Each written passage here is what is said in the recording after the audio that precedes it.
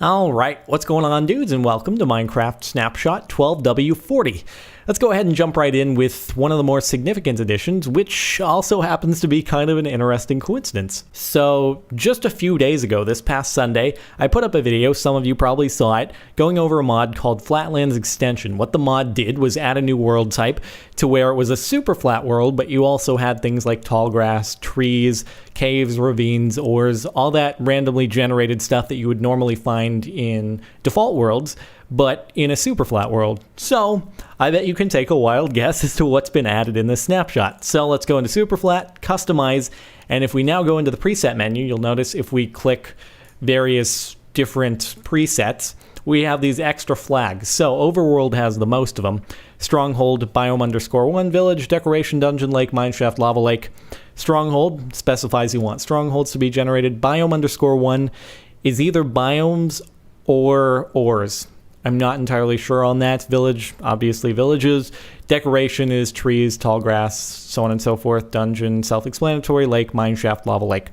All self-explanatory. So, if you want to generate your own super flat world, obviously I went over going and specifying what block types you want in the layers last time, or a couple times ago. Now, if you want these various structures generated and or trees, so on and so forth, you just specify which flags you want after you go over the various block types. So, cool new stuff. And there's also a new preset called Redstone Ready, which is just a bunch of sandstone, so it contrasts with the redstone wire nicely. Anyway, with these new structure flags, you can find things like a super flat field with a bunch of tall grass, flowers, pumpkins over in the distance, lava lakes, as well as above ground strongholds. How often you get to see that? This was actually a seed posted on Reddit, so that was very helpful. This is very cool. You got the portal room over here, your fountain, and this actually also continues on underground, so you can head down the steps and go check out the underground portion of it.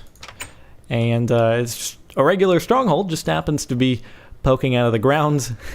Funky above ground library with floating bookshelves and everything. And next to a village as well. So I thought this was pretty cool and wanted to share it. Just one of the many examples of things you can find with the new super flat terrain generation flags that you can play around with. Also got some new features back in regular world, so why don't we jump on over back to that. Now, as you may have expected, after seeing witches added a couple snapshots ago, they've now been given their own little swamp huts. So I'm not sure if all the huts spawn like this over water. Still, it's pretty appropriate given the spawn situation over here. But anyway, witches can spawn naturally in these, and inside you have a levitating cauldron and workbench. I'm not sure whether or not that was intentional. I think it might have been a little bug, and they'll probably be put down on the ground next time, but you could simply interpret it as witches making things levitate with witchcraft, so that works too. I also got some mushrooms in the windowsills, and yeah, so this is where you can find witches naturally from now on. Now new to swamps, in addition to witch huts, at night you can find slimes. So the slime spawning mechanics have been changed so that now they will spawn naturally in swamplands at nighttime, which, needless to say, makes it much easier to collect slime balls and or find a pet Jerry of your own, even though he won't be as good as Jerry because no slime will ever be. But anyway, they have this nasty tendency of drowning themselves, like this guy, so he'll probably just keep splitting into smaller and smaller slimes until they've all died from drowning.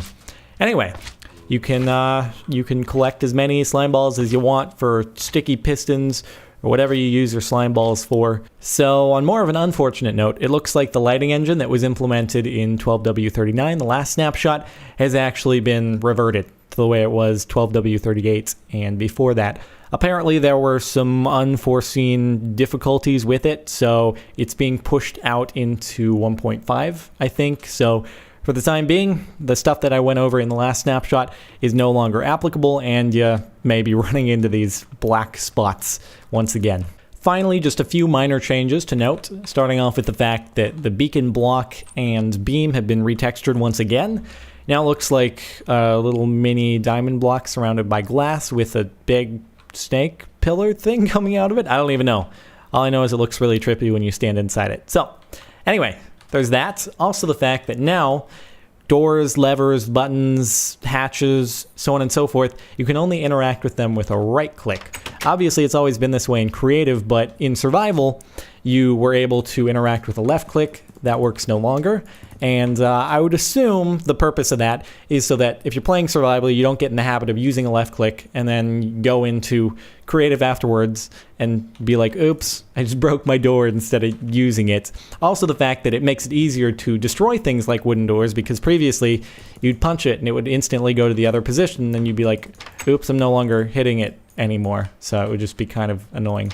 Anyway, I think it's a very nice change, and might take some getting used to for certain individuals, but in the long run should be pretty helpful. So anyway, there's that. Now finally, just a couple changes to the way inventory works in creative. If you want to put any of these items in a certain spot in your hotbar, say you want to put 64 oak leaves in slot number 5, what you can actually do is hit 5 while you're hovering over oak leaves, and it'll just appear. Similarly, say we want a stack of jungle wood planks in our 9th slot. We just hit 9 while we're over the jungle wood planks, and it gives it to us instantly. So that has been changed as well. Additionally, you can now also shift-click items when you're in your survival menu in creative. So shift-clicking will no longer destroy your items. It will simply transfer them back and forth. So that's also very nice, because I know I deleted lots and lots of items before by shift clicking them when you couldn't, so that's very helpful. Anyway, that's about it for this snapshot. I hope you've enjoyed watching. If you have, a rating would be much appreciated. Other than that, thanks for stopping by, and I'll see you all next time.